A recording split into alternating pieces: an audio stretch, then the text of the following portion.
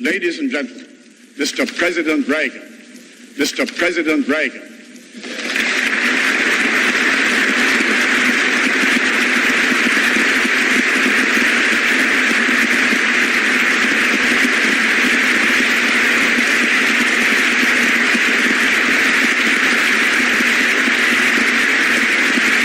Thank you very much.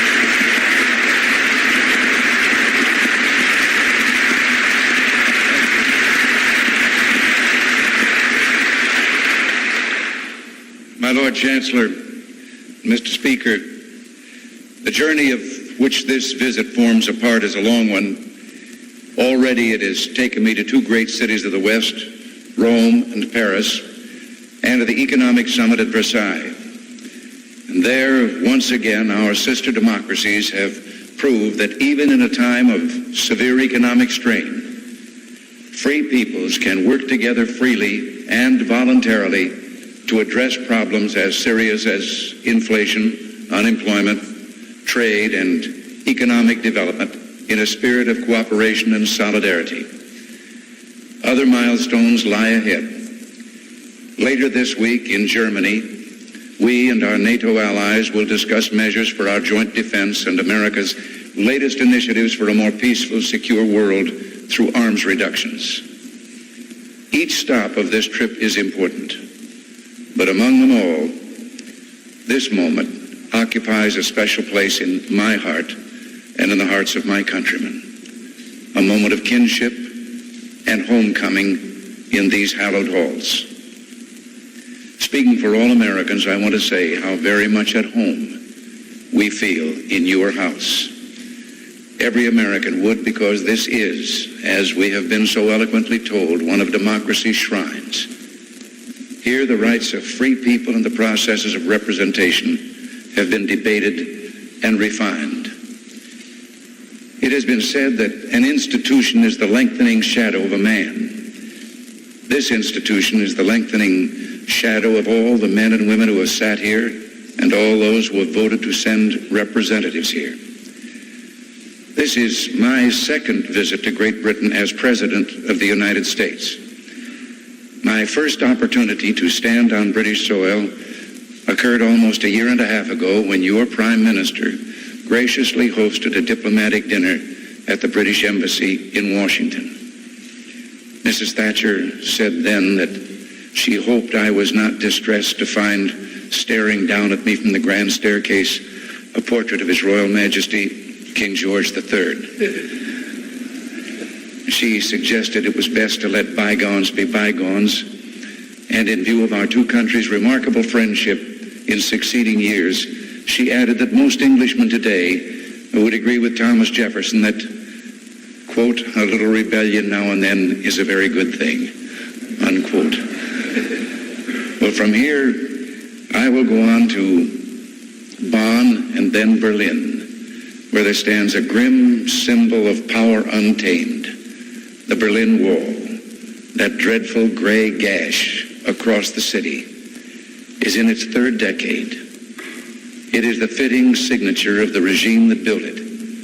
And a few hundred kilometers behind the Berlin Wall, there is another symbol. In the center of Warsaw, there is a sign that notes the distances to two capitals. In one direction, it points toward Moscow. In the other, it points toward Brussels, headquarters of Western Europe's tangible unity. The marker says that the distances from Warsaw to Moscow and Warsaw to Brussels are equal. The sign makes this point. Poland is not east or west. Poland is at the center of European civilization. It has contributed mightily to that civilization. It is doing so today by being magnificently unreconciled to oppression. Poland's struggle to be Poland and to secure the basic rights we often take for granted demonstrates why we dare not take those rights for granted. Gladstone, defending the Reform Bill of 1866, declared, "You cannot fight against the future. Time is on our side." It was easier to believe in the march of democracy in Gladstone's day in that high noon of Victorian optimism, we're approaching the end of a bloody century plagued by a terrible political invention, totalitarianism. Optimism comes less easily today, not because democracy is less vigorous, but because democracy's enemies have refined their instruments of repression. Yet optimism is in order, because day by day, democracy is proving itself to be a not at all fragile flower. From Stettin on the Baltic to Varna on the Black Sea, the regimes planted by totalitarianism have had more than 30 years to establish their legitimacy. But none, not one regime, has yet been able to risk free elections. Regimes planted by bayonets do not take root. The strength of the Solidarity movement in Poland demonstrates the truth told in an underground joke in the Soviet Union. It is that the Soviet Union would remain a one-party nation even if an opposition party were permitted, because everyone would join the opposition party. America's time as a player on the stage of world history has been brief. I think understanding this fact has always made you patient with your younger cousins. Well, not always patient. I do recall that on one occasion, Sir Winston Churchill said in exasperation about one of our most distinguished diplomats, "He is the only case I know of a bull who carries his china shop with him."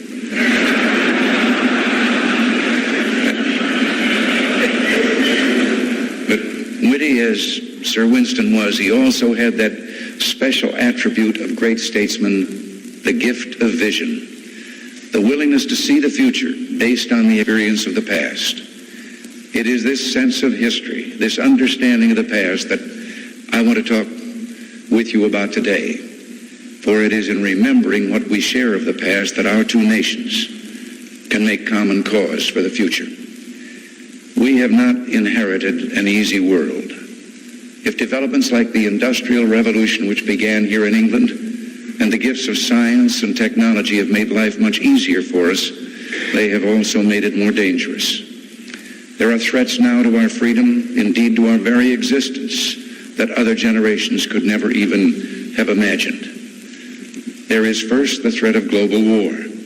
No president, no Congress, no prime minister, no parliament can spend a day entirely free of this threat. And I don't have to tell you that in today's world, the existence of nuclear weapons could mean, if not the extinction of mankind, then surely the end of civilization as we know it. That's why negotiations on intermediate-range nuclear forces, now underway in Europe, and the START talks, Strategic Arms Reduction talks, which will begin later this month, are not just critical to American or Western policy, they are critical to mankind.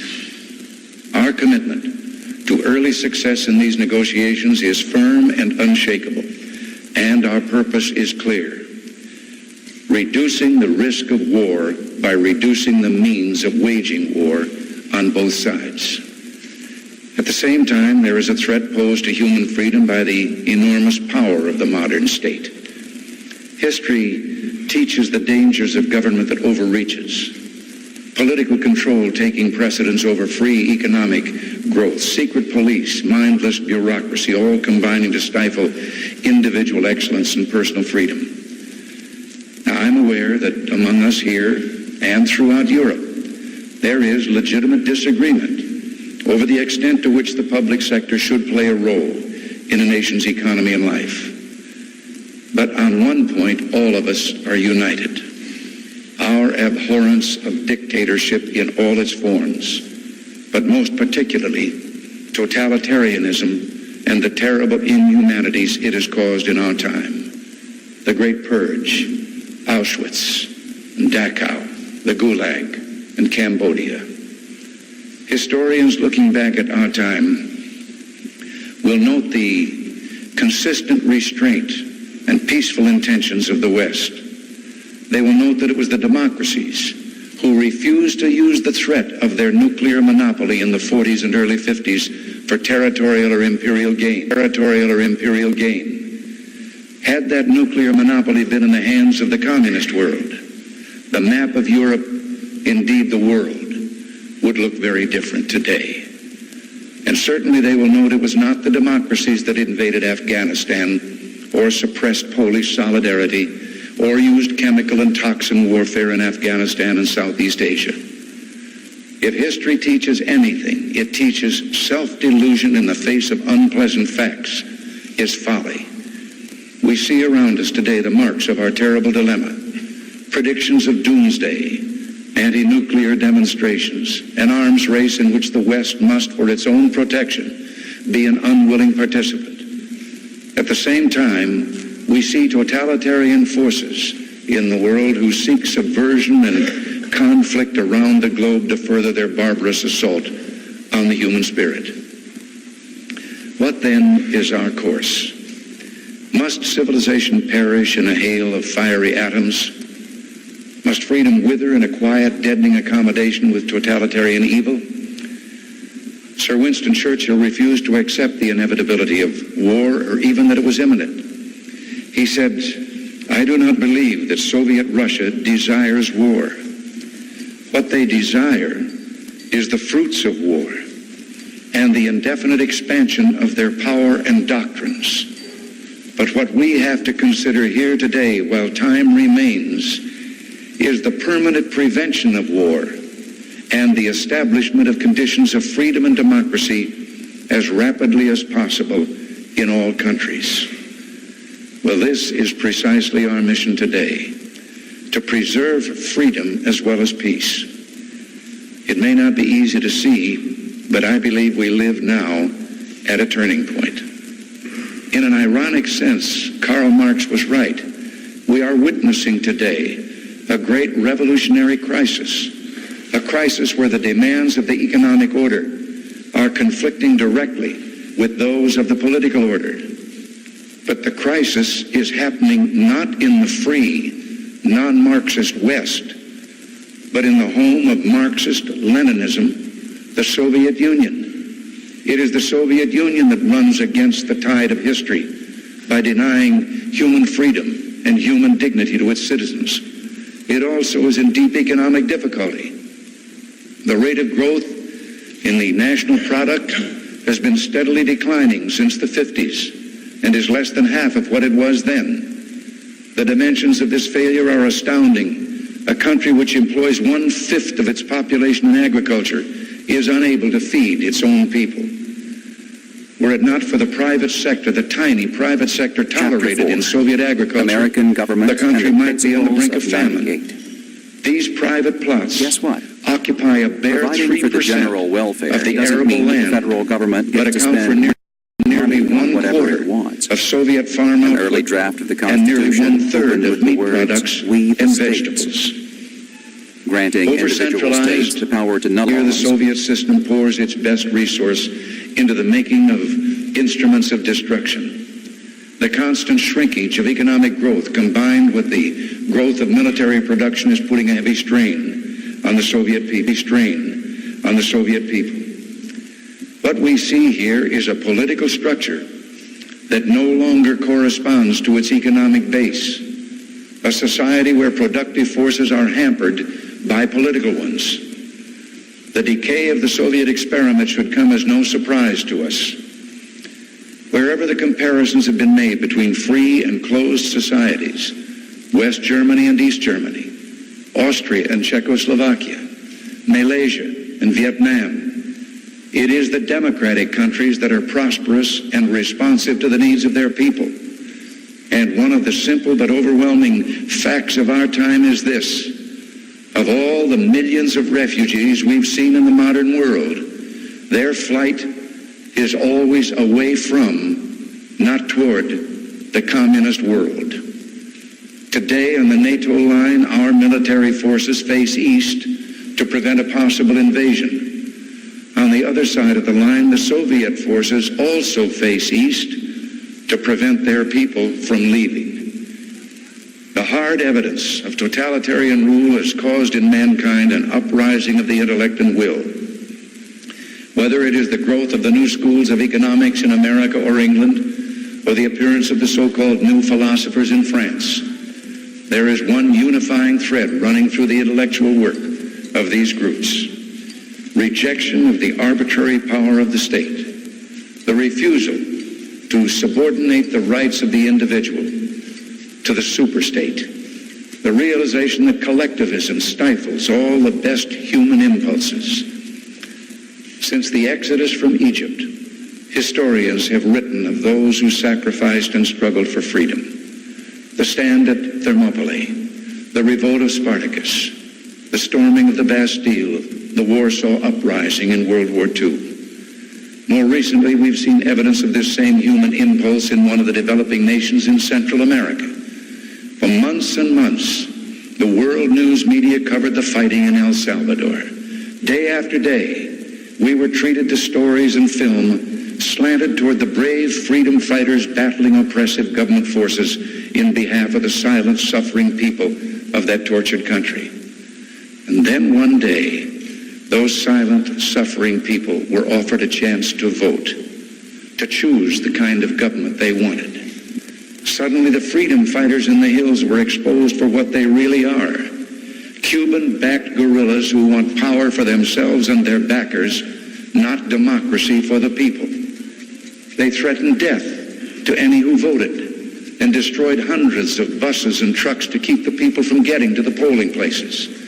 But on election day, the people of El Salvador, an unprecedented 1.4 million of them, braved ambush and gunfire and trudged for miles to vote for freedom. They stood for hours in the hot sun, waiting for their turn to vote. Members of our Congress who went there as observers told me of a woman who was wounded by rifle fire on the way to the polls, who refused to leave the line to have her wound treated until after she had voted. A grandmother who had been told by the guerrillas she would be killed when she returned from the polls. And she told the guerrillas, "You can kill me, you can kill my family, kill my neighbors, but you can't kill us all." The real freedom fighters of El Salvador turned out to be the people of that country, the young, the old, the in-between. Strange, but my own country, there's been little, if any, news coverage of that war since the election. Now, perhaps they'll say it's, well, because there are newer struggles now on distant islands in the South Atlantic. Young men are fighting for Britain. And yes, voices have been raised protesting their sacrifice for lumps of rock and earth so far away. But those young men aren't fighting for mere real estate. They fight for a cause, for the belief that armed aggression must not be allowed to succeed, and the people must participate in the decisions of government.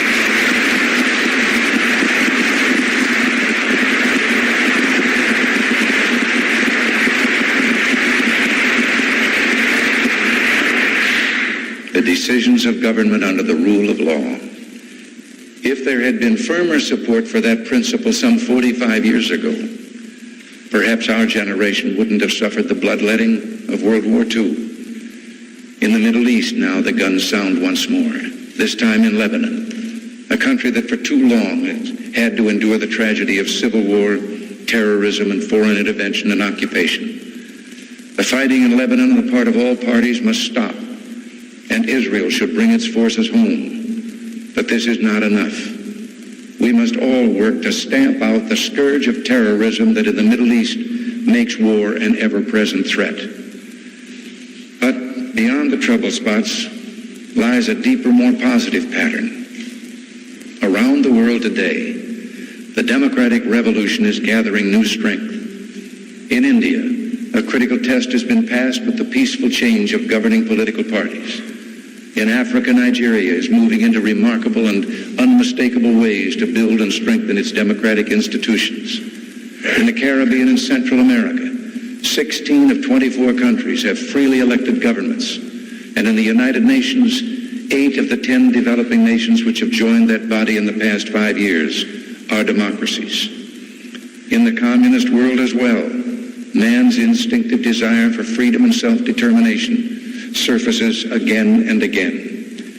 To be sure, there are grim reminders of how brutally the police state attempts to snuff out this quest for self-rule. 1953 in East Germany, 1956 in Hungary, 1968 in Czechoslovakia, 1981 in Poland. But the struggle continues in Poland, and we know that there are even those who strive and suffer for freedom within the confines of the Soviet Union itself. How we conduct ourselves here in the Western democracies will determine whether this trend continues. No, democracy is not a fragile flower. Still, it needs cultivating. If the rest of this century is to witness the gradual growth of freedom and democratic ideals, we must take actions to assist the campaign for democracy. Some argue that we should encourage democratic change in right-wing dictatorships, but not in communist regimes.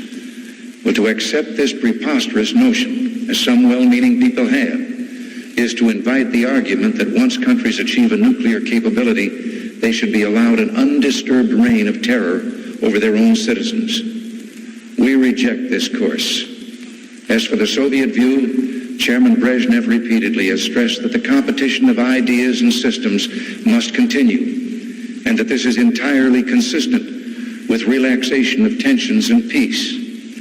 Well, we ask only that these systems begin by living up to their own constitutions, abiding by their own laws, and complying with the international obligations they have undertaken. We ask only for a process, a direction, a basic code of decency, not for an instant transformation. We cannot ignore the fact that even without our encouragement, there has been and will continue to be repeated explosions against repression and dictatorships.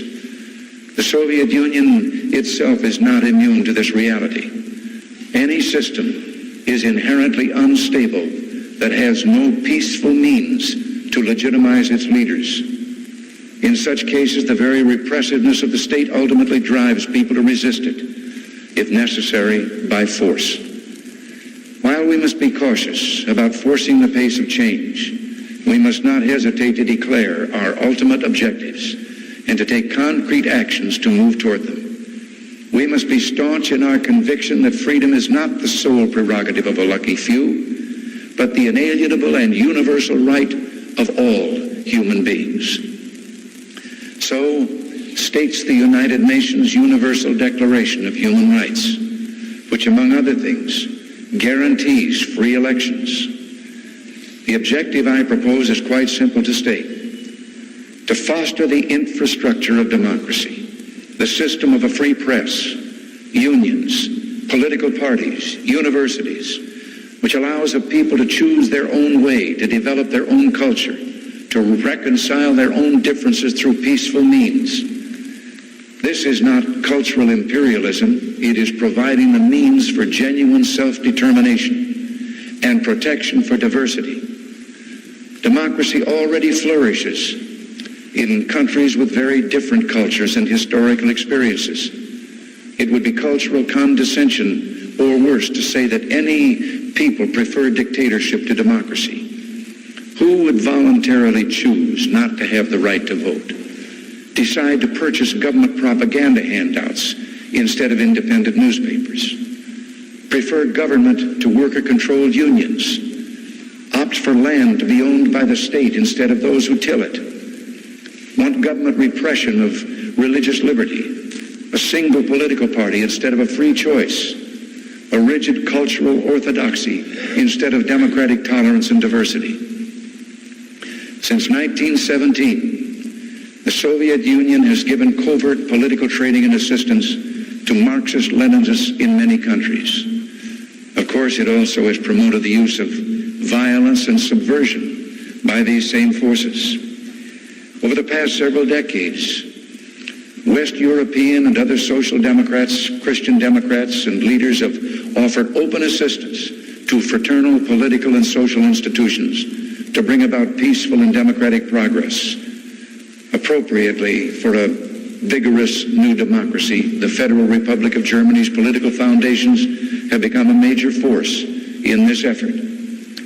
We in America now intend to take additional steps, as many of our allies have already done, toward realizing this same goal. The chairman and other leaders of the National Republican and Democratic Party organizations are initiating a study with the Bipartisan American Political Foundation to determine how the United States can best contribute as a nation to the global campaign for democracy now gathering force. They will have the cooperation of congressional leaders of both parties, along with representatives of business, labor, and other major institutions in our society.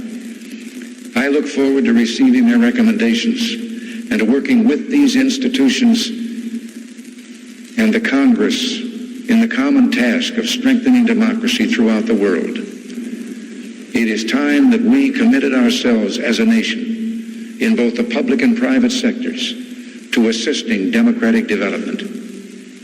We plan to consult with leaders of other nations as well. There is a proposal before the Council of Europe to invite parliamentarians from democratic countries to a meeting next year in Strasbourg. That prestigious gathering could consider ways to help democratic political movements. This November in Washington, there will take place an international meeting on free elections. And next spring, there will be a conference of world authorities on constitutionalism and self-government, hosted by the Chief Justice of the United States. Authorities from a number of developing and developed countries, judges, philosophers, and politicians with practical experience have agreed to explore how to turn principle into practice and further the rule of law. At the same time, we invite the Soviet Union to consider with us how the competition of ideas and values which it is committed to support can be conducted on a peaceful and reciprocal basis. For example, I am prepared to offer President Brezhnev an opportunity to speak to the American people on our television if he will allow me the same opportunity with the Soviet people.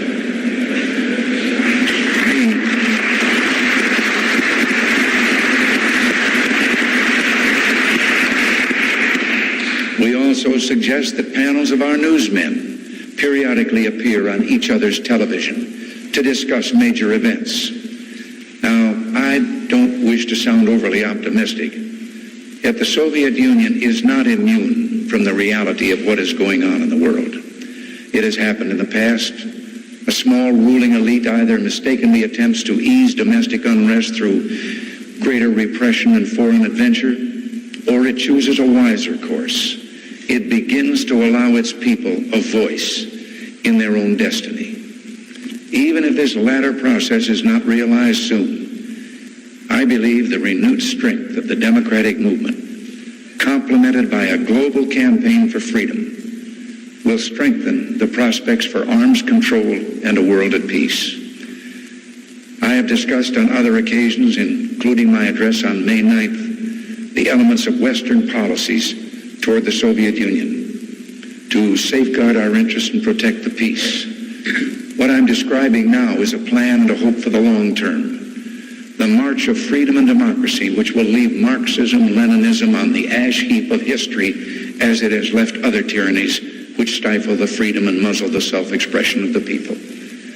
And that's why we must continue our efforts to strengthen NATO, even as we move forward with our zero-option initiative in the negotiations on intermediate-range forces and our proposal for a 1/3 reduction in strategic ballistic missile warheads. Our military strength is a prerequisite to peace, but let it be clear, we maintain this strength in the hope it will never be used, for the ultimate determinant in the struggle that's now going on in the world will not be bombs and rockets, but a test of wills and ideas, a trial of spiritual resolve, the values we hold, the beliefs we cherish, the ideals to which we are dedicated. The British people know that given strong leadership, time, and a little bit of hope, the forces of good ultimately rally and triumph over evil. Here among you is the cradle of self-government, the mother of parliaments. Here is the enduring greatness of the British contribution to mankind, the great civilized ideas, individual liberty, representative government, and the rule of law under God. I've often wondered about the shyness of some of us in the West about standing for these ideals that have done so much to ease the plight of man and the hardships of our imperfect world. This reluctance to use those vast resources at our command reminds me of the elderly lady whose home was bombed in the Blitz. As the rescuers moved about, they found a bottle of brandy she'd stored behind the staircase, which was all that was left standing. And since she was barely conscious, one of the workers pulled the cork to give her a taste of it. She came around immediately and said, "Here, there, now put it back. That's for emergencies." Well, the emergency is upon us. Let us be shy no longer. Let us go to our strength. Let us offer hope. Let us tell the world that a new age is not only possible, but probable. During the dark days of the Second World War, when this island was incandescent with courage, Winston Churchill exclaimed about Britain's adversaries, "What kind of a people do they think we are?" Well, Britain's adversaries found out what extraordinary people the British are. But all the democracies paid a terrible price for allowing the dictators to underestimate us. We dare not make that mistake again. So let us ask ourselves, what kind of people do we think we are? And let us answer, free people, worthy of freedom, and determined not only to remain so, but to help others gain their freedom as well. Sir Winston led his people to great victory in war, and then lost an election just as the fruits of victory were about to be enjoyed. But he left office honorably, and as it turned out, temporarily, knowing that the liberty of his people was more important than the fate of any single leader. History recalls his greatness in ways no dictator will ever know. And he left us a message of hope for the future, as timely now as when he first uttered it, as opposition leader in the Commons nearly 27 years ago. And he said, "When we look back on all the perils through which we have passed, and at the mighty foes that we have laid low, and all the dark and deadly designs that we have frustrated, why should we fear for our future? We have," he said, "come safely through the worst. Well, the task I've set forth will long outlive our own generation. But together, we too have come through the worst. Let us now begin a major effort to secure the best, a crusade for freedom that will engage the faith and fortitude of the next generation. For the sake of peace and justice, let us move toward a world in which all people are at last free to determine their own destiny." Thank you.